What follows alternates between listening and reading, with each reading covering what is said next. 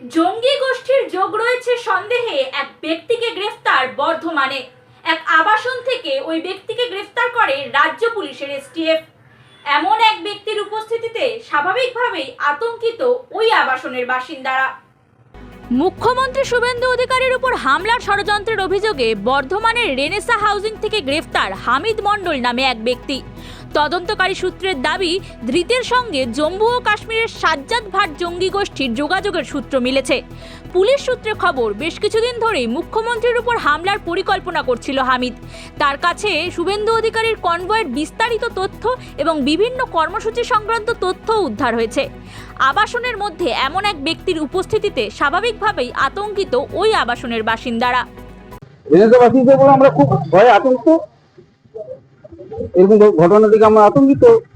এটা যেন না হয় এরপরে সেটার জন্য। ভোটের পরেই ওই আবাসনে ভাড়া থাকতে এসেছিল হামিদ ও তার পরিবার। দাবি এক আবাসিকের। মোট তিনজন এসেছিলেন সেদিন রাতে, আমাদের সঙ্গে গেল, পুলিশও ছিল সঙ্গে। ছেলেটাকে দেখলাম আমি, এই তো বললাম তো বাবা মা আর তিনটে বাচ্চা। মানে যে বড় তাকেই বড় বাচ্চা যেটা তাকেই। ইতিমধ্যেই ধৃতকে জেরা করে তার পরিকল্পনা এবং গোটা ঘটনায় আর কারা জড়িত তা খতিয়ে দেখছেন তদন্তকারীরা।